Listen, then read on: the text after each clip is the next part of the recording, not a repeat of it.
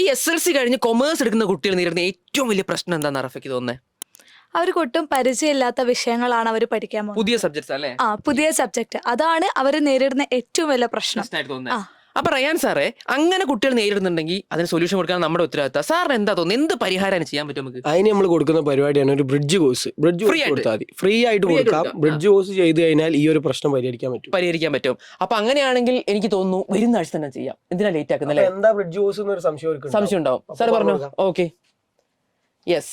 അപ്പൊ നമുക്കിതാ accountancy, business studies, economics എന്ന 3 സബ്ജക്ട്സിന്റെ ബ്രിഡ്ജ് കോഴ്സ് ആണ് നമ്മൾ തരുന്നത്. ബ്രിഡ്ജ് കോഴ്സ് എന്ന് പറഞ്ഞാൽ വേറെ ഒന്നുമില്ല. എന്താണ് ബ്രിഡ്ജ് കോഴ്സ്? കൃത്യമായിട്ട് നിങ്ങൾ എന്താ പഠിക്കാൻ പോകുന്നത് നിങ്ങളുടെ ഒരു റിയൽ ലൈഫ് എക്സാമ്പിൾ ഒക്കെ കണക്ട് ചെയ്തിട്ട് നമ്മൾ കൃത്യമായിട്ട് പറഞ്ഞുതരും. അതായത് ഇവർ SSLC വരെ പഠിച്ച ഏതെങ്കിലും ഒരു സബ്ജക്ട് നിങ്ങൾ കാണുന്നുണ്ടോ? SLC വരെ പഠിച്ച ഇല്ല. അപ്പൊ എന്താണ് ഈ സബ്ജക്ട് നിങ്ങൾ പഠിക്കാൻ പോകുന്നത്, അതിന്റെ ഇൻട്രൊഡക്ഷൻ കിട്ടും. അതേപോലെ SLC വരെ പഠിച്ചതുമായിട്ട് എങ്ങനെ ഇതിനെ കണക്ട് ചെയ്യാം, ഈ രീതിയിലാണ് നമ്മൾ ബ്രിഡ്ജ് കോഴ്സ് ഡിസൈൻ ചെയ്യുന്നത്. ഫ്രീ ആയിട്ടാണ്. ഇവർ മിസ് ചെയ്യാൻ പാടില്ല സാറേ.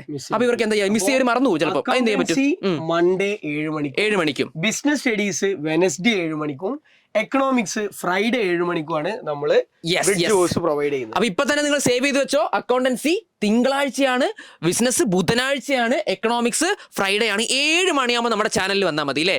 യെസ്. ഇനി അതിന്റെ ലിങ്ക് നമ്മൾ എന്ത് ചെയ്യും? ക്രിയേറ്റ് ചെയ്തിടും. അപ്പൊ നിങ്ങൾ അതിൽ കയറിയിട്ട് നോട്ടിഫിക്കേഷൻ ഒക്കെ ഓൺ ആക്കി ഇടുക. ലൈക്ക് ഒക്കെ ഇപ്പോഴേ അടിച്ചു വെക്കുക. സെറ്റ് ആയിരിക്കാം. നമുക്ക് ഒരുമിച്ച് പഠിക്കാം. All the best.